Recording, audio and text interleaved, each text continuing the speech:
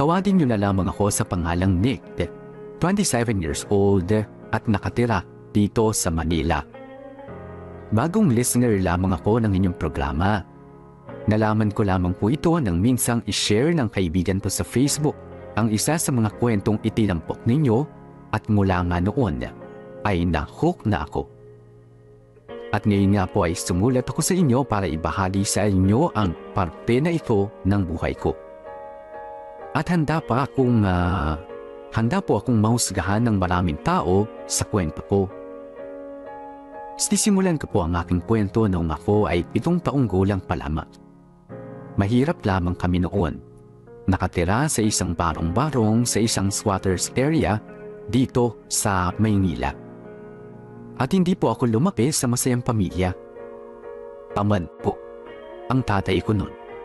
Walang permanenteng trabaho at lagi siyang natatanggal dahil sa ugali niyang hindi marunong makisama. Lasenggo at babaero po ang tatay ko. At kapag nga nakakainom siya, ay sinasaktan niya ako at maging ang nanay ko.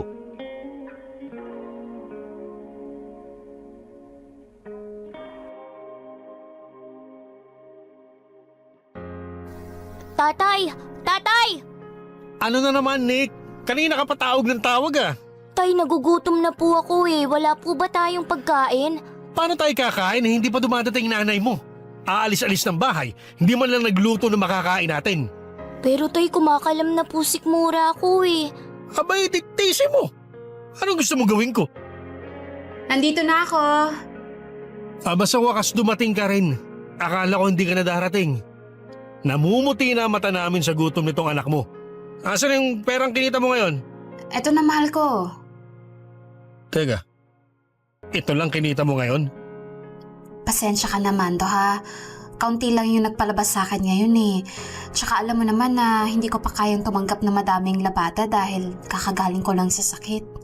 Pambihirang buhay naman oh. Hindi mo ba alam kung gaano kaliit to, ha? Hindi mo ba alam, Luz? Mahal, pasensya ka na ha. Hindi ko naman ginustong magkasakit ng ganun eh. Eh paano hindi mo inaalagaan yung kalusugan mo? Dahil dyan sa kapabayaan mo, nadagdagan na naman gastos natin. Lumiit na naman yung pangkain natin. Diyos ko, pambihirang buhay naman to. Sorry na, mahal. Anong magagawa na sorry mo? Kulang tong pera mo, Luz. Ano gusto mo mangyari? Mamatay tayo sa gutom? Baka pwedeng mangutang na lang muna tayo ulit dyan kay Aling Teresa ng Delata. Nick, anak, pwede bang pumunta ka dun sa tindahan ni na Aling Teresa at umutang ka ng Delata? Pero nay, ginawa ko na po yun kanina. Hindi na po ako pinautang ni Aling Teresa. Mahaba na raw po listahan ng utang natin sa kanya. Diyos ko naman, bestig buhay to. Nanay, tatay, nagugutom na po talaga ako. Di na po ba talaga tayo kakain? Isa ka pang bata ka. Wala kang ibang alam sabihin kung di kain. Kain! Paalamunin kang bata ka. Wala ka namang pakinabang. Ngayon naman, iiyak-iyak ka. Ano, ha? Ha? Ano ka, bakla? Halika nga dito na maturuan ka ng leksyon. Aray, tay! Tama na po! Dapat lang yun sa'yo na magtagda ka. Mando! Tatay, huwag niyo Mando, na po tama na. ako Huwag mo nasaktan si saktan! Nick. Mando, ano ba? Tatay! Anak mo pa rin yan. Pati ba naman si Nick nagbubuntanan mo ng galit mo? Anak?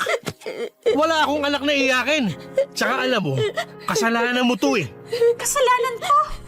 Kung marami ka lang kinita ngayon, hindi tayo magugutom ngayon. Mando, ginagawa ko ang lahat para kumita at magkaroon tayo ng pagkain araw-araw. Ginagawa mo lahat? Pwes, kulang yung ginagawa mo. Mando, napapagod din ako. Kaya nga ako nagkasakit, di ba? Tsaka akala ko ba, maghahanap ka ng bagong trabaho. Isang taon ka na walang trabaho mula nang napatalsi ka sa warehouse na pinagtatrabahuhan mo dati. Ako ang hari ng tahanan na to. Wala kang karapatang sumbatan ako. Nandito kayo para pagsilbihan ako. Diba ang sabi mo nun, kapag kinasal tayo, nangako ka na hindi mo hahayaang makaranas tayo ng hirap? Hindi mo kami hahayaang magutong na mag-ina mo? Pero ano to? Anong klase ng buhay ang pinaparanas mo sa amin ngayon, ha? Ikaw na babae ka, ang dami mong kuda. Manahimik ka na nga lang, pwede? Kundi malilintikan ka rin sa akin. Lagi na lang ba tayong ganito, ha, Mando? Isang kahig, isang tuka na lang tayo sa araw-araw na ginawa ng Diyos. At hindi mo na nga kami mabuhay ni Nick ng maayos eh. Ang lakas pa ng loob mong mga babae. Ano sinabi mo? Akala mo hindi ko alam? May iba kang babae. Nung may sakit ako kesa samahan mo ko sa ospital, nandun ka sa babae mo. Grabe ka, Mando. Sinusumbatan mo ba ako, ha, Luz? Sinusumbatan mo ba ako? Hindi naman sa ganun. Hindi! Nanunumbat ka na eh! Halika nga dito! Aray, Mando, tama na!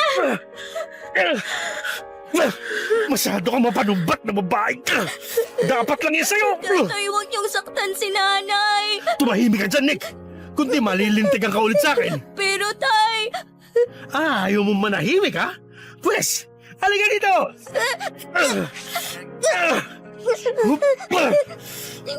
Ayoko na. Ayoko na, Mando. Ayoko na ng ganitong buhay. Ayoko na lagi nagtitiis sa hirap at gutom.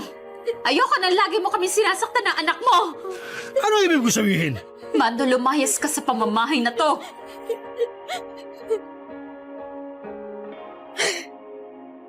tatay, saan po kayo pupunta?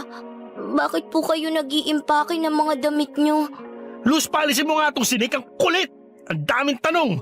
Di ako makakapag-impake ng maayos na ito eh. Malilintigan ulit sa akin yan. Nick, anak, halika muna rito kay nanay. Okay po. Nay, saan po pupunta si tatay? Anak, may pupuntahan lang ang tatay mo, ha? Saan po siya pupunta? Sasama na siya sa ibang babae niya. Ibang babae? Hindi ko po kayo maintindihan, nanay. O ayan ha, tapos na ako mag-impake. Aalis na ako. Bahala na kayo sa buhay nyo dito. Nay, pati niyo po pinigilang umalis si tatay. Hindi na, anak. Kahit ano namang gawin ko, nakapagdesisyon na siya. Kung dun siya masaya, hindi ko siya pipigilan. Nay, hindi niyo na po ba mahal si tatay? Kaya hinayaan niyo na lang siyang umalis? Hindi, anak. Mahal ko ang tatay mo. Mahal na mahal. Sa sobrang pagmamahal ko sa kanya, kaya ko siya pinapalaya. Hindi ko pa rin po kayo maintindihan, nanay. Bata ka pa, anak. Hayaan mo pag lumaki ka na, maiintindihan mo rin. Hindi na po ba babalik si tatay? Hindi ko masasabi. Pero mabuti na siguro na wala yung tatay mo. Wala nang makakapanakit sa atin. Nilisan nga kami ng tatay Mando ko at sumama na siya sa ibang babae niya. At nang umalis si tatay, si nanay ko naman na ang nag-iisang nagtaguyod sa akin. Mula nga nang umalis si tatay Mando, napansin ko na palagi nang malungkot si nanay. Bata pa ako noon pero ngayon lumaki na ako ay doon ko naunawaan kung bakit malungkot si Nanay Luz sa pag-alis ni tatay. Mahal pa rin ni nanay ang tatay ko. At umaasa siyang isang araw ay babalikan niya pa rin kami. Pero hindi na kami binalikan ni tatay. Noong mga sumunod na araw ay nanghina si Nanay Luz, lala ng pagod sa paglalabada at sa patinding kalungkutan niya o depresyon. At isang araw nga ay binawian siya ng buhay habang hawak ko ang kamay niya at nakikiusap na huwag niya akong iwan mag-isa. Nang mamatay ang nanay ko ay nakitira ako pansamantala sa isa kong tiyuhin. Palipat-lipat ako ng tirahan dahil walang gustong kumupkup sa akin ng pangmatagalan. Kaya bata pa lang ako ay natuto na akong magbanat ng buto para buhayin ang sarili ko sa araw-araw. Lumipas ang maraming taon, nanbunga naman ang lahat ng pagtitiis at pagsisikap ko. May maayos akong buhay, may bahay na tinitirhan, at may asawang maalaga at mapagmahal. Nang ikinasal kami ng asawa kong si Lara, ay pinangako ko sa sarili ko na Hindi ako tutulad sa tatay Mando ko na mapanakit. Aalagaan ko ang asawa kong si Lara at mamahalin hanggang sa makakaya ko.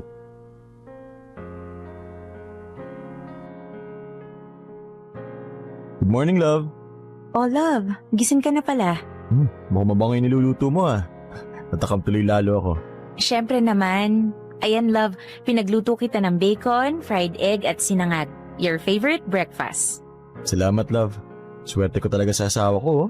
Kahit buntis sa baby namin, nagagawa pa rin ako ipagluto. Bolero. Nako, love. Sa 2 years nating kasal, kapag pinupuri kita, lagi mo sinasabi na bolero ako. Hindi ka ba naniniwala sa sinasabi ko? At magkakaanak na ako sa'yo oh. Yun nga. Kasal na tayo, love. At magkakababy na tayo. Wala na akong kawala sa'yo, kaya hindi mo na ako kailangang bulahin pa. Hindi naman kasi kita binobola. Totoo lahat ng sinasabi ko, love. Ikaw talaga? Ang aga-aga pinapatamis mo kaagad yung araw ko. So naniniwala ka na sa mga papuri na sinasabi ko sa'yo? Oo na. Dali mo naman magpaniwala. Binobola lang talaga kita eh. Ikaw talaga? Sige na, ako na maghahain ng mesa na makakain na rin tayo. Ay, alalayan na kita umupo, love. Kailangan niyo mag-ingat pareho ni baby. O ito, pagilan na kita ng upuan. Salamat, love. Pwede ba makakiss kay baby? Ikaw talaga. Oo naman.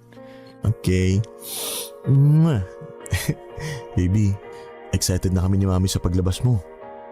Excited na rin si baby for sure. Kaso, 6 months pa yung kailangan nating hintayin. 6 months na lang yun, mabilis na lang yun. Sa bagay. Oh, love, eto na yung sinangag oh. Ginaya ko yung paraan paano magluto ng sinangag yung nanay mo. Maraming asin at saka bawang. Buti hindi ka naman nahilo naduduwal habang nagluluto. Ang daming bawang ito ah. Hindi naman. Baka matapan lang siguro yung sikmura namin ni baby. Buti kung ganun. Sige, tikim nga nito. Ayos. Kuwang-kuha mo yung luto ni nanay. Ganun ba? Mabuti naman kung ganun. Sayang lang, hindi ko siya nakilala. Kaya mo na. Pakiramdam ko naman masaya niya tayong pinagmamasdan kung nasaan naman siya ngayon. At masaya siya na ikaw na pangasawa ko. At masaya lalo na magkakaapo na siya. Ganun ba? Eh kung nabubuhay man siya ngayon, malamang magkakasundo kayo. Palagay ko rin. Siya nga pala, Nick. Ano yun, love? May tumawag sa landline natin kanina. Hinahanap ka. Hindi na kita tinawag kasi akala ko tulog ka pa eh. Sabi ko, tumawag na lang siya mamaya. Anong pangalan ng tumawag? Hindi ko sure kung nakuha ko ng tama yung pangalan kasi medyo malabo yung linya. Martin Sanchez daw? Martin Sanchez? Kilala mo ba yun? Sa totoo lang, hindi eh. Pero kahit sa office ko, ilang beses nang tawag ng tawag yung Martin Sanchez na yan kaso tinatanggihan ko. Hindi ko kasi kilala yun eh. Baka malayo mong kamag-anak? Sanchez din yung apelido eh. Kung kamag-anak ko man yun, malamang sa side ng magaling kong tatay yan, kaya hindi ko kilala. Alam mo namang mula nung iwan kami ng tatay ko nung bata ko, matagal ko na siya tinuring na patay. Tsaka medyo makulit yung Martin Sanchez. Mukhang desperadong makausap ka. Kanina nga, may nabanggit pa siya tungkol dun sa tatay mo. Di ba kwento mo, iniwan kayo nung bata ka pa? Oo, love. Kaya mas lalong ayaw kong kausapin yung Martin na yun. Pag tungkol kay tatay, wala na kaming dapat pag-usapan pa. Pero love, baka importante yung sasabihin. Hindi naman mangungulit yun kung wala naman, di ba? Bahala siya mangulit hanggang sa magsawa siya. Tsaka Lara, hindi ko alam kung paano niya nakuha yung number ko sa office at tsaka yung landline natin dito sa bahay. Kaya parang nag-worry ako sa safety natin eh. May feature ba yung phone natin na pwedeng i-block yung number ng Martin yun nang hindi na makapamerwisyo pa? Ang alam ko meron. Sige, tawag na lang ako sa network provider natin at ipagtatanong ko kung may block feature yung landline natin. Pero wag mo munang isipin yan. Ang mabuti pa, kumain na lang tayo at baka malate pa tayo lalo sa mga trabaho natin. Eh di sabay na lang tayo maligo para hindi tayo malate. Loko ka talaga, Nick.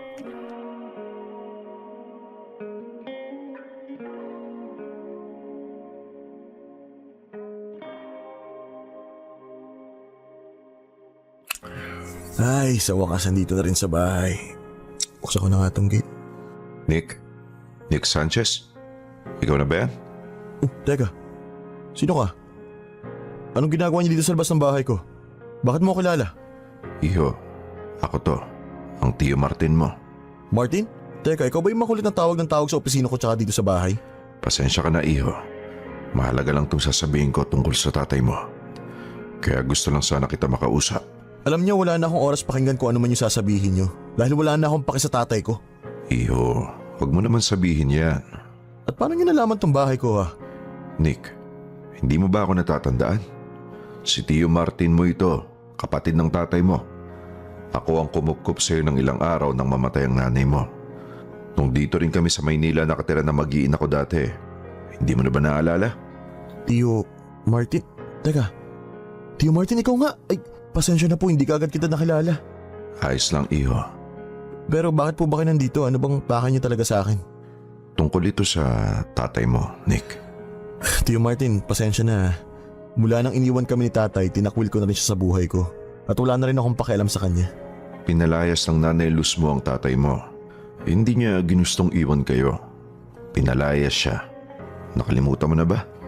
Pinalaya siya ni nanay dahil may iba siyang babae at palagi niya kami sinasaktan ni nanay. At hindi ko nakakalimutan na gabi-gabi, bugbog ang inaabot namin ni nanay kapag galit siya o nakainom. At wala siyang kwentang ama. Iho, patawarin mo na ang tatay mo. Ang tagal na nun. Siya ang dahilan kaya namatay si nanay. Kahit na sinasaktan ni tatay si nanay, mahal pa rin siya ni nanay at umaasa si nanay na babalikan kami ni tatay. Sobrang na-depress si nanay mula nang umalis siya. Nang hina siya, tuluyang namatay. At alam niyo ba kung anong huling sinabi ni nanay bago siya namatay? Hinahanap pa rin ng tatay. Gusto niyang makita ang tatay bago man lang siya mamatay. Sinubukan ko sulatan na tawagan ng tatay nun para pakiusapan na puntahan kami ni nanay bago man lang siya mamatay. Pero wala akong narinig mula sa kanya. Kaya tingin niyo, Tio, mapapatawad ko ng basta-basta na lang si tatay? Nahihibang ka kung oo ang sasagot mo. Naiintindihan ko na masama ang loob mo sa tatay Mando mo. Pero may kailangan kang malaman tungkol sa kanya. At kaya ako nandito para pakiusapan kang sumama sa akin sa Catanduanes. Tio Martin, hindi ba kayo nakakaintindi? Lahat ng tungkol kay tatay wala na akong pake. Kaya kung yun lang po yung sadya niyo, pasensya na. Wala na tayong dapat pag-usapan pa. Parang awa mo na, Nick. Sumama ka na sa akin sa Catanduanes. Pagbigyan mo na ako kahit ngayon lang. Nakikiusap ako.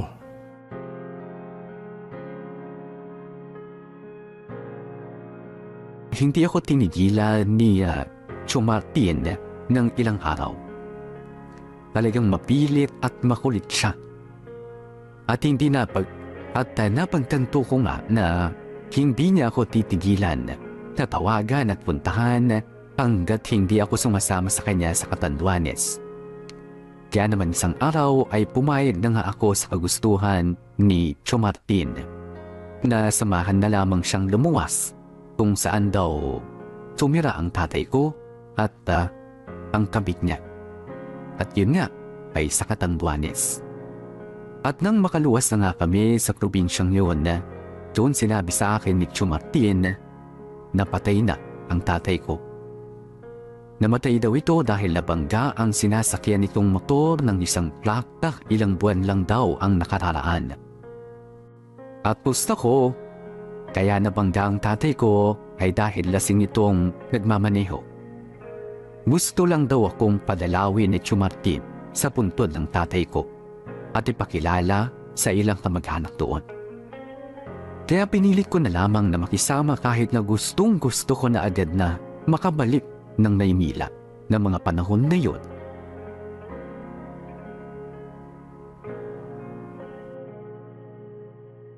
Nick, Iho, salamat at sumama ka sa akin dito sa Catanduanes. Kung hindi lang naman po sa pagmamakawat pangungulit niyo sa akin, di ako pupunta dito eh. Ang mahalaga nandito ka na at dinala mo pa rin ang puntod ng tatay mo. Tio Martin, tatapatin ko na po kayo ha. Noon pa man matagal ko nang tinuring na patay ang tatay ko. At ngayon nalaman kong totoong patay na nga siya, sobrang saya ko. Iho, ano ba? Tatay mo pa rin siya. Huwag ka magsalita ng ganyan. Nga po eh. Tatay ko siya kaya may karapatan ako kung anong gusto kong sabihin sa kanya. Tsaka, hindi naman niya ako maririnig kasi nga patay na siya. Pero Nick… Ayun lang po bang pakay niyo sa akin? Kung gano'n, uuwi na ako ng Maynila. Ano kasi Iho, may isa pa akong bagay na hindi nasabi sa'yo tungkol sa tatay mo. At ayun talaga ang pakay ko kung bakit kita pinapunta dito sa Catanduanes. Ano na naman yan, Tiyo? Basta, malalaman mo rin. Dito tayo sa kanan.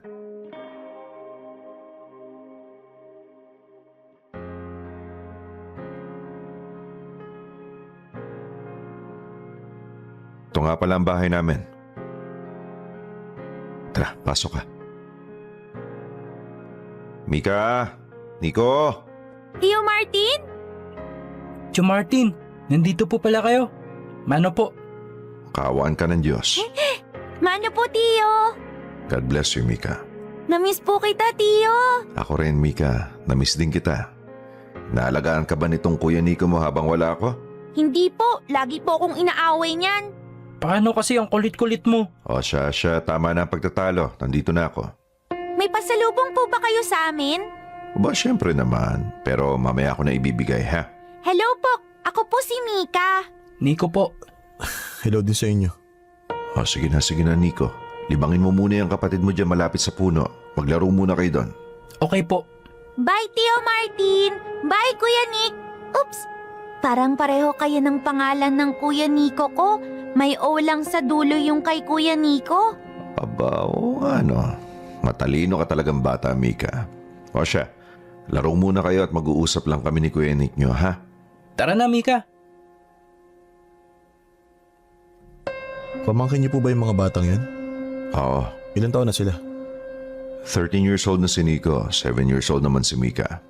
Ang biba ni Mika, no? Si Nico, tahimik lang yan.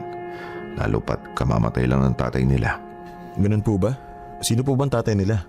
Kapatid niyo rin po ba ni tatay? Nick, sa totoo lang kaya kita pinapunta rito dahil kina Nico at Mika. Ha? Bakit po, anong kinalaman nila? Nick, sina Nico at Mika, anak sila ng tatay mo kay Miranda. Iyo, mga kapatid mo sina Nico at Mika. Ano? Kaya gusto kita makausap noon pa man at kaya kita dinala rito sa Catanduanes para sana kupkupin mo na sila. Wala nang mga magulang ang bata. Nasaan ba magaling na nanay niyan? 3 years nang patay si Miranda dahil sa stroke. Tapos eto nga, kamamatay lang ng tatay ni Nico at Mika. Ng tatay nyo. Bad trip. Kahit kailan talaga tong tatay ko? Namatay na nga lang, may iniwan papasanin sa akin eh. Nick, ano ba? Wala bang pwedeng ibang kumupkup sa mga batang yon? Yung kamag-anak ng nanay niya, wala ba? Sinubukan kong hanapin ang mga kamag-anak ni Miranda pero bigo ako. Eh yung iba pang mga kamag-anak niya ni tatay. Nilapitan ko na rin pero ayaw nilang tanggapin ang mga bata. Hindi naman kasi sila nakakaangat sa buhay gaya mo. Eh ba't hindi na lang po kayong kumupkup? Teka, hirap din ako sa buhay. Nung bata ka nga, di ba? Hindi kita tuluyang nakupkup kasi... Kasi pinalayas ako ng asawa niyo dahil palamunin daw ako at hindi niyo naman daw ako anak. Naalala mo pa pala yun. Pasensya na. Eh sino bang bata makakalimot ng ganun? Walang batang makakalimot kapag pinaramdam sa kanya ng isang tao na hindi siya kagusto-gusto at kamahal-mahal sa isang tahanan. Alam kong nagkulang ang tatay mo nun sa'yo at nagkulang din ako sa'yo. Pero kasi wala na akong ibang malapitan tungkol kina Nico at Mika kundi ikaw. Tsaka ikaw ang kapatid ng mga bata. Kaya dapat lang na sa'yo siya mapunta. Tio Martin naman, nag-iisip pa kayo? Hindi pa kami handa ng asawa ko sa ganyang responsibilidad. Buntis pa ang asawa ko at nag-iipon din kami para sa paparating naming baby. Tapos, bibigyan nyo kagad kami ng responsibilidad? At hindi lang isa, kundi 2 bata pa. At hindi ko pa kaano-ano. Anong hindi ka ano-ano? Mga kapatid mo sila. Kahit na. Hindi ko nga kilala yung mga yan eh. Bakit sa akin niya ibibigay? Kaya pasensya na Tio Martin. Mababait na bata naman yung 2. Hindi ka magkakaproblema sa kanila. Sandali, tatawagin ko si Mika. Malambing tong kapatid mo na to. Mika! Mika! Halika rito saglit. Bakit po, Tio Martin? Mula ngayon, kay Kuya Nick mo na ikaw sasama, ha? Kayo ng Kuya Nico mo. Kaya sige na, makipag-usap ka sa kanya para makilala mo pa siya. Hi, Kuya Nick. Kumusta ka po? Tapos na po ba kayo mag-usap ni Tio Martin? Gusto niyo po ba ako samahan maglaro? Tara po, laro tayo. Mika, bitawan mo ako! Bakit po? Ayoko makipaglaro sa'yo. Mukha ba akong bata sa'yo para iyayain mo ako maglaro ha? Sorry po. Nick, wag mo naman sigawan ng bata. Mika, pagpasensya mo na ang Kuya Nick mo ha. Pagod lang kaya mainit ang ulo. O siya, balik ka muna sa Kuya Nico mo ha. Doon ka na muna makipaglaro. Ano ka ba naman, Nick? Bata yun tapos ginanon mo? Ginanon din naman ako ng tatay ko ah. Hindi naman ako nagreklamo nun. Sige na, Tio Martin. Kung yan lang ang pakay mo, aalis na ako, pero pasensya na. Hindi ko makukup-kup yung mga pamangkin mo.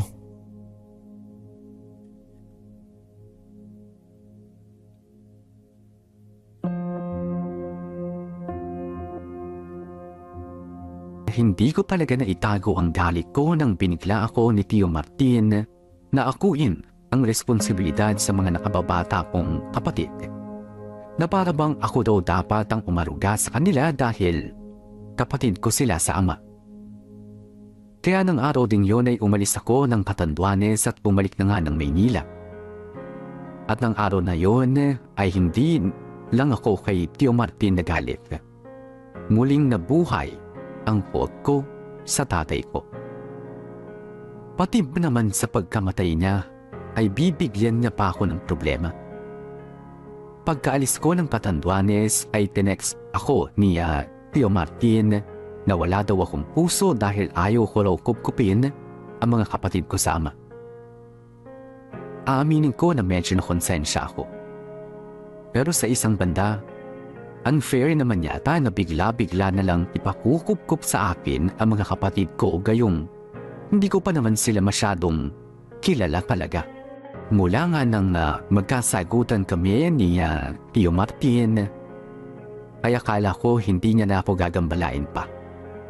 Pero wala yata sa bokabularyo ng Tio Martin ko ang mahiya. Mapilit siya. Gusto niyang masunod ang gusto niya. At ang gusto niya nga ay ang kupkupin ko ang mga kapatid ko na nasa poder niya ngayon. Sinubukan kong huwag sagutin ang mga tawag niya, pero mas lalo lang siyang tawag ng tawag sa ginawa kong pandededma. Kaya isang araw,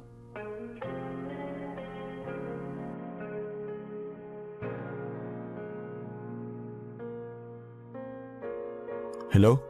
Hello, Nick. Bakit na naman, Tio? Hindi ba sinabi ko na sa inyo na wag niyo na akong tatawagan?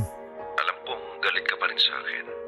Dahil pinwersa kita na kupkupin na yung mga kapatid mong nasa Catanduanes nung isang linggo. Alam niyo naman pala eh. Tio, hindi tama yung ginawa niyong yun. Pinaasa niya yung si Mika na kukunin ko sila na kapatid niya. At binigla niyo ako on the spot. Para ano? Akala niyo pag binigla niyo ako kukunin ko sila? Pasensya ka na, iyo. Yun lang ba yung sadya niyo ba't kayo napatawag? Para mag-sorry? Hindi lang yun. Sinasabi ko na nga ba may iba pa eh. Ano ho yun? Si Nico kasi, nung nalaman niya na sa Maynila ako nakatira, gusto niya pumunta dyan. Eh, hindi pa kasi nakakalabas ng Bicol yung kapatid mong yon.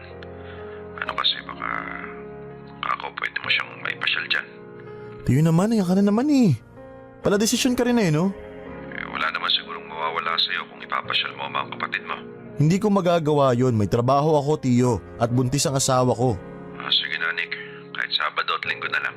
Ako na magsusundo sa kanila pag natapos mo na sila ipasyal. Bakit hindi na lang ikaw magpasyal sa kanila? Iho naman. Nakita mo naman matanda na ako. Mahina na ako. Kaya nga, naghahanap ako ng pwedeng kumupkup sa mga kapatid mo pero ayaw. Tio, tama na pa akong konsensya, pwede ba? Hindi ubra sa akin yan eh. Pasensya na. Pero magagawa mo bang ipasyal mga kapatid mo? Pagbigyan mo naman sila top 10 si Nico sa school. Si Mika naman, wala man sa top 10 pero matalino rin naman. Reward mo na sa kanila. Makulit ka rin talaga, no? Pasensya na, iyo. Matanda na ako kaya kumukulit na. Sige na, Tio. Kailan ba bakasyon ng mga bata? Sa isang linggo, bakasyonan nila.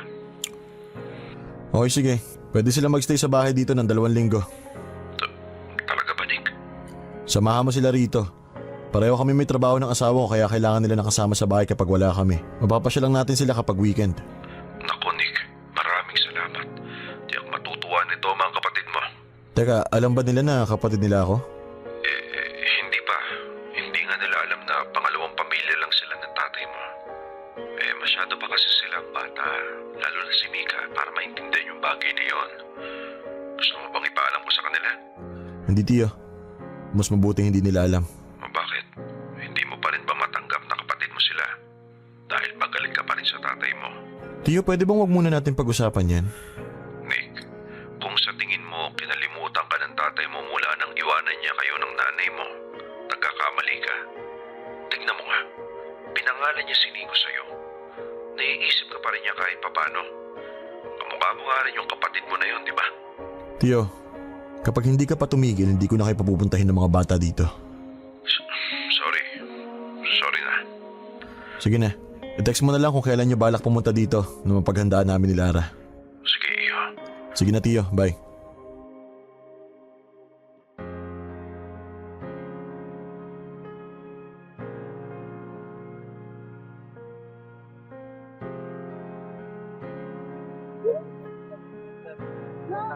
Yay! Sa wakas, nakasakay na rin ako ng Ferris wheel! Ang saya-saya! Nakatakit naman mga mata mo nung nasa tuktok na tayo. Paano ka naging masaya nun? Tiyo, si Kuya Nico, inaasar na naman ako. Nico, tigilan mo ng asarin niyang kapatid mo. Nye, nye, nye, nye, nye. Nico, mag-sorry ka sa kapatid mo. Bakit ako magsasorry, Kuya Nick? Iyakin naman talaga. Sinabi na mag-sorry ka eh. Uy, Mika. Sorry na. Hindi ko naman sinasadya eh. Tumahan ka na dyan. Promise, hindi mo na ako uli aasarin? Hindi na, promise. Okay, bati na tayo. Pero ibili mo muna ako ng cotton candy. Mika naman. Alam mo namang wala akong pera eh. Eh di manghingi tayo kay Kuya Nick. Sabi ni Tio Martin, marami daw siya pera. Shh, Mika. Wala akong sinasabing ganyan, ha? Meron kaya? Natandaan ko, sinabi mo yun nung nasa bus tayo papunta dito. O siya, ito na 20 pesos. Nico, samahan mo bumili ng cotton candy yung kapatid mo. Tigisan na kayo. Sige po. Yay! Tara na Kuya Nico, bili na tayo agad. Baka maubusan pa tayo. Ay nako, Mika, masyado kang excited. Tara na nga.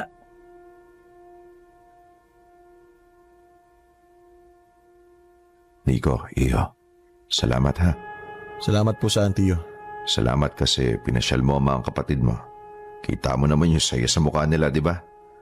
Salamat kasi nakipagbanding ka sa kanila ngayon. Tio, kung iniisip niyo na napapalapit ang loob ko sa kanila, nagkakamali kayo. Ginagawa ko lang to dahil pinakausapan niyo ako. Alam ko naman yun, Nick. Pero masaya pa rin ako kasi hindi mo naman tuloy ang pinagtabuyan yung mga kapatid mo. Nagpapakatao lang ako sa kanila, Tio. Nga pala, nakahanap na po ba kayo na pwedeng kumupkup sa kanila? Wala pa nga eh. Pero pinapakiusapan ko pa rin yung kapatid ng nanay nila sa Negros. Kaso parang ayoko naman doon patuloyin yung mga pamangkin ko. O bakit naman? Mahirap din kasi ang buhay ng kapatid ng nanay nila doon. Ayoko namang mahirapan si Mika at Nico. Gusto ko maginhawa ang buhay nila. Bakit ano naman kung mahirap? Ang mahalaga may kukupkup sa kanila. Ako noon kahit mahirap lang kami, kontento na ako kasi kasama ko naman si nanay. Yun nga eh. Alam mo kung paano maging mahirap. Gusto mo bang maranasan yun ng mga kapatid mo? Ako lumaki ako mahirap at walang ama. Sila lumaking may tatay at malamang kontento sa buhay. Sinusumbat mo ba sa mga bata kung mas pinili silang samahan ng tatay mo kaysa sayo? Oo, hanggang sa pinipilit niyo sa akin na kunin namin ni Lara yung mga pamangkin niyo. Tio, magandang pakitungo ko sa kanila ngayon dahil nagpapakatao at nagpapakakuya na rin ako sa kanila kahit papano. Pero wag niyo namang abusuhin ang kabaitan ko. Pasensya na, Nick. Hindi ko na uulitin. Kuya Nick, look po! Ang laki po na cotton candy na binigay sa akin ng mamang tindero. Tingin nga. Wow, oo nga no. You wanna take a bite po? Share po tayo. Hindi na Mika, busog pa ako. Pagkatapos niyan, gusto mo mag-bump car naman kayo ng Kuya Nico mo? Yes po, yes po! Yay! Dahil lang nga rin sa pamimilit ni Tio Martin, ay sinubukan kong makisama sa mga nakababata kong kapatid. Bilang kuya nila ay tinutulungan ko naman sila sa abot na makakaya ko. Mabait naman sina Nico at Mika. Pero kahit anong pilit ko para bang hindi ko magawang mapalapit ang loob ko sa kanila. Marahil siguro ay di mawala sa isip ko na anak sila ng tatay ko at ng kabig niya. Sa kabilang banda naman, tuwang-tuwa ang asawa kong si Lara sa mga nakababata kong kapatid. Madalas niyang nilalaro ang mga ito at dinadala sa mall at binibilhan ng mga damit at mga laruan. Kaya nga lalo kong minamahal ang misis ko dahil alam kong magiging mabuti siyang ina ng mga magiging anak namin.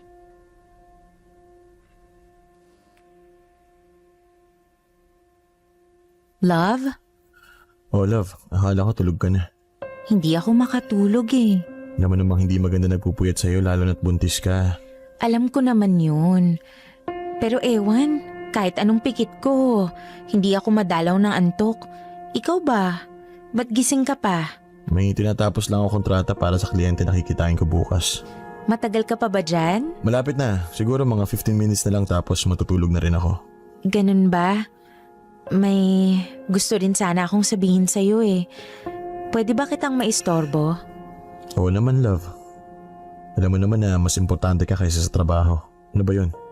Love, ano kasi kinausap ako ng Tio Martin mo. Tungkol naman saan? Tungkol sa mga kapatid mo. Ay, sinasabi ko na nga ba? Ano na pag-usapan niyo? Sabi niya, kausapin daw kita at encourage na kupkupin yung mga bata. Kahit kailan talaga yung tiyuhin ko na yun, oo. Sinabi ko na sa kanya na hindi natin kakayanin na kupkupin sila. Pero hindi ba natin kayang gawa ng paraan? Love, alam mo naman nagsisimula pa lang tayo. Sapat lang yung kinikita natin pareho. Sapat lang din yung ipon natin para sa baby natin. At binabayaran pa natin tong bahay. Sakita natin ngayon, tingin mo ba kaya natin magpaaral o bumuhay ng 2 bata? 3 kung isasama pa natin si baby. Alam ko naman yun, Nick. Pero kasi naaawa ako. Lara, naiintindihan kita kung ganyan ang nararamdaman mo. Kaya nga kita minahal kasi mabait ka at maganda ang kalooban mo. Kaya ka ginigil trip ni Tio Martin kasi hindi siya umuubra sa akin. Kaya ikaw yung sinusubukan niya kasi alam niya sobrang mong bait. Tingin ko naman, hindi niya ako gini-guilt trip. Naiintindihan ko lang yung punto niya. Ikaw na lang yung natitirang kamag-anak ng mga bata. Ng mga kapatid mo. Lara, hindi totoo yung sinasabi ni Tio. Mula nang lumitaw yan si Tio Martin at pinipilit na pakuha sa akin yung mga pamangkin niya, sinimulan ko rin mag-research ng mga natitira pang kamag-anak ng tatay ko kahit labag sa loob ko. Bakit mo naman ginawa yun? Kasi hindi ako naniniwala na wala na iba pang pwedeng kumuha sa kanila. 7 ang mga kapatid ni tatay. Lahat yun may mga anak din na pwede magpatuloy kina Mika at Nico. Pero ikaw ang pinakamalapit dahil kapatid ka nila. Alam ko naman yun. Pero porke ba kapatid ko sila, responsibilidad ko na kagad? Ang unfair naman yata kung sa akin na lang basta-basta iaatas yung responsibilidad na kupkupin sila kahit hindi ko gusto. Kaya ba hindi mo gusto dahil anak sila ng tatay mo? Nick, hindi naman nila kasalanan na naging anak sila ng tatay mo. Alam kong hindi nila kasalanan. Pero hindi mo mayaalis sa akin na galit ako sa tatay ko. Kung alam mo lang yung grabing trauma na naranasan ko sa kamay niya. Kaya nga simula nang umalis siya, sinabi ko sa sarili ko na ayoko na makakita ng kahit anong bagay na may connection sa tatay ko. Pero Nick… Lara, masama na akong masama. Pero mas makakabuti kung hindi dito tumuloy sina Mika at Nico. Ayokong puwersahin ang sarili ko na matanggap sila. Sa ngayon kasi, hindi ko pa talaga kaya eh. At ayoko namang tumuloy sila sa bahay kung saan mararamdaman nila na hindi sila gusto at hindi sila mahal. Naiintindihan ko, Nick. Huwag kang mag-alala, Lara. Hindi man tayong kumubkup sa mga bata. Hahanap ako ng pwede. Hindi ko naman sila pwedeng pabayaan kahit papaano. Kaya huwag mo na silang alalahanin, okay? Okay, Nick. Sige, matutulog na ako. Antayin na lang kita sa kwarto, ha? Good night.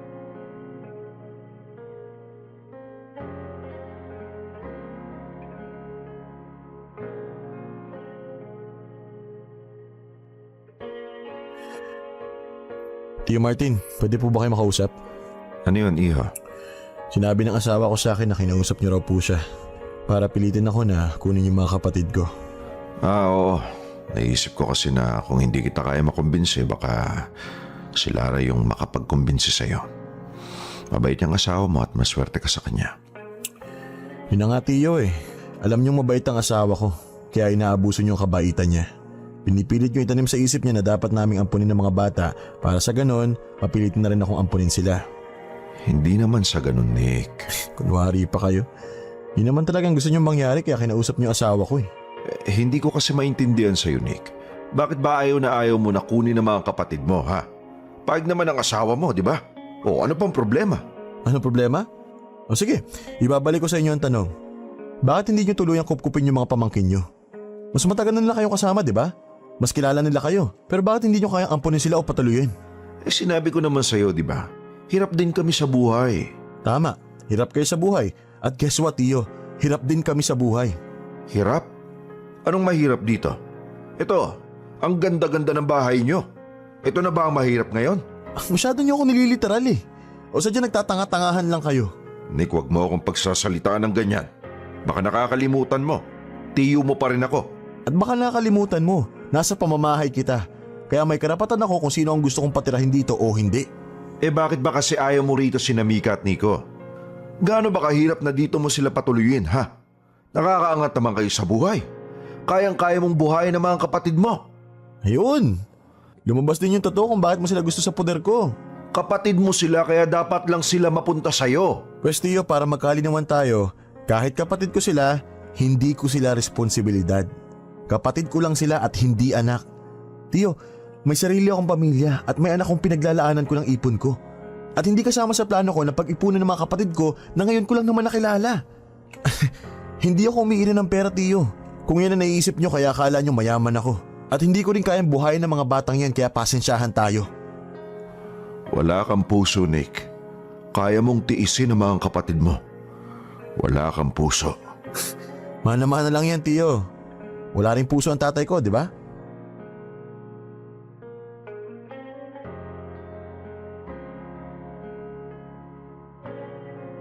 Hindi ko maiwasan na sobrang makaramdam ng galit kay Tio Martin dahil sa pamimilit at panggitipik niya sa akin para sa responsibilidad ko na ipinaako niya ang mga kapatid ko. Bakit ko sila magiging responsibilidad ngayon? Oo, mga bata pa sila pero hindi ko naman sila mga anak para maging kargo ko na. Oo, kapamilya ko sila kung tutuusin pero hindi lang naman ako ang pamilya nila, hindi ba? At ang tingin sa akin ni Tio Martin ay sobrang yaman kaya kung makapagbigay siya ng responsibilidad para sa mga kapatid ko ay ganun-ganun na lamang. At sa palagay din niya ay ako ang magbibigay sa mga batang to ng magandang buhay.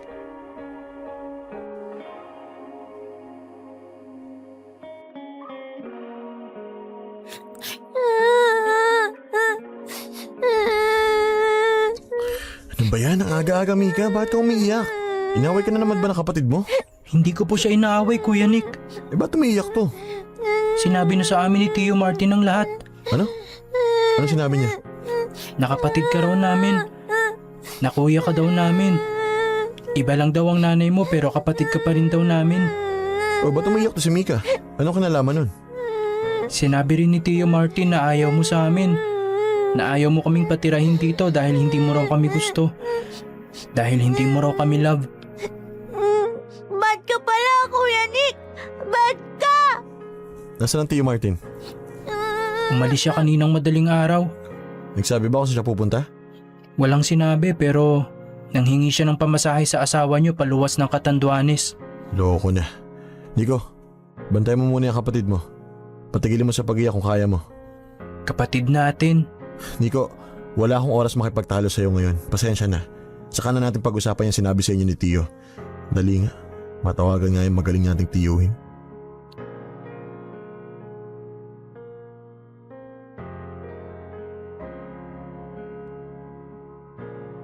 Hello? Nasaan ka? Pauwi na ng Catanduanes. Ano? At iniwan mo mga bata dito? Ayan lang ang naisip kong paraan para makupkup mo sila. Kaya pasensyahan tayo. Ano naisip mo ha? At sinabi mo pa talaga sa kanila na hindi ko sila gusto? Para ano? Para i-guilt trip na naman ako ha? O bakit? Ayun naman talaga yung sinabi mo sa akin kagabi, di ba? Na hindi mo sila gustong patirahin dyan. Alam niyo Tio, kung tutusin kayong walang puso eh. Nagawa mong iwan sina Mika at Nico dito na basta na lang. Anong klase kang tiyuhin? At anong klase kang kapatid na hindi kayang alagaan ng mga nakakabata niyang kapatid? Sa kaya mo, dadalaw-dalaw naman ako sa kanila. Hindi ko naman sila basta-basta pababayaan. Pero ikaw na muna ang bahala sa kanila ngayon, ha? O siya, babay na. Hello? Tio? Tio?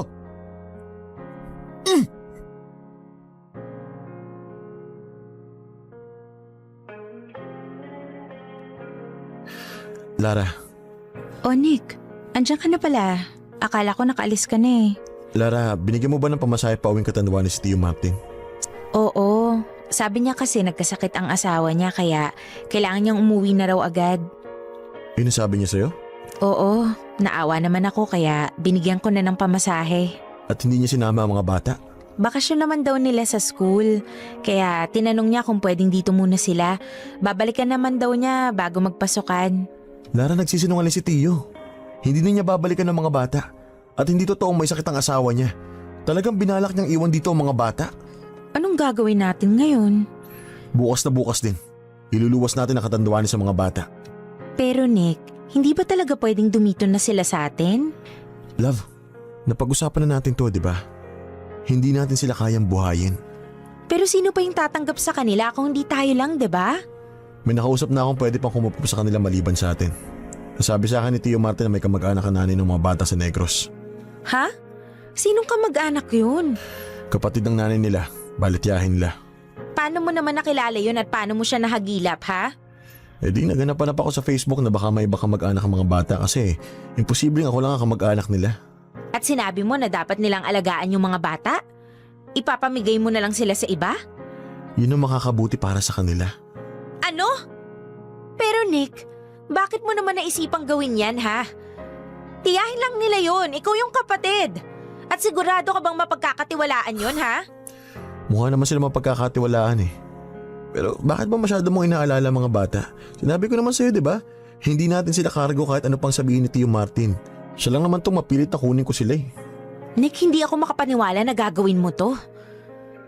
Kaya mong tiisin yung mga kapatid mo? Lara, kaysa naman dumito sila pero hindi naman natin sila kayang buhayin na maayos. Hindi naman tayo mayaman eh. Pero hindi rin naman tayo naghihirap. Hindi naman tayo nagkukulang. Nasasabi mo lang yan dahil hindi pa lumalabas ang baby natin. Hihintayin mo ba na magkulang tayo sa pera para ma-realize mo na hindi natin kayang kupkupin ng mga kapatid ko? Iniisip ko lang ang kapakanan mo at ang anak natin, ng pamilya ko. Pamilya mo rin ang mga kapatid mo, Nick. Pamilya? Ngayon lang naman nila ako tinuring na pamilya, ngayon kailangan nila ako eh. Nakakatawa lang, no? Kung kailan namatay ang tatay ko, saka lang nila ako binigyan ng pamilya sa katauhan ng mga kapatid ko. Eh hanggang kamatayan, problema pa rin ang bigay sa akin ng magaling kong tatay eh. Huwag kang ang maingay. Maririnig ka ng mga bata. Alam naman nila na hindi ko sila gusto. Sinulsulan ng magaling kong tiyo. Kahit kailan talaga wala ako na palang maganda sa pamilya ng tatay ko eh. Puro sakit lang ng ulo. Hindi mo lang sila matanggap dahil kadugo sila ng tatay mo. Hindi mo ba kayang isantabi yung galit mo sa tatay mo alang-alang sa mga kapatid mo? Masyadong malalim ang sugat na iniwan ng tatay ko sa puso ko para maghilom. Pero hindi sila ang tatay mo, Nick. Mga kapatid mo sila. Sana ma-realize mo yun. Walang kasalanan yung mga kapatid mo kung ano man ang nangyari sa inyo ng tatay mo noon. Hindi sila yung bunga ng kasalanan ng tatay mo sa inyo ng nanay mo. Kaya sana wag mong sisihin o ibuntong sa kanila yung galit mo sa tatay mo. Kasi kung tutuusin nga, sa lahat siguro ng masasamang nagawa sa'yo ng tatay mo noon, hindi mo ba naisip na sina Mika at Nico yung mga mabubuting bagay na binigay niya sa'yo? Siguro matatanggap ko sila sa katagalan. Pero pasensya na, hindi ko pa rin sila kayang tanggapin sa ngayon. Pinag-awayan nga namin ng asawa kong si Lara ang hindi ko pagpayad na kupkupin ang mga nakababata kong kapatid. Lumala ang pagtatalo namin ni Mrs. hanggang sa umalis si Lara sa bahay namin at tumuli muna sa mga magulang niya. Tinatawagan ko rin si Tio Martin pero hindi na niya sinasagot ang mga calls ko para kunin na sa poder ko ang mga bata. Dahil hanggang ngayon ay nasa bahay ko pa rin sila. Ngayon po ay naguguluhan ako kung dapat ko na bang tuluyang kupkupin nga ang mga kapatid ko sa ama para bumalik si Lara sa akin. Kasi kahit saang anggulo ko tingnan, hindi ko responsibilidad ang mga kapatid ko at aaminin ko, wala akong masyadong maramdaman na pagmamahal sa kanila kahit pa anong pilit ko. Masama na ba akong tao? Masama ba na hindi ko akuin ang responsibilidad na kupkupin ang mga kapatid ko sa labas? Nagsisimula pa lang kami ni Lara na bumuo ng sarili naming pamilya at palagay ko, hindi kakayanin ang budget namin na may 2 agad na bata kaming binubuhay habang hinihintay namin ang paglabas ng baby namin. Isa pa, ayokong kupkupin ko nga sila pero lumaki sila sa isang bahay kung saan wala silang maramdaman na pagmamahal. Dahil nga hanggang ngayon ay hindi ko sila kaya pang mahalin bilang mga kapatid.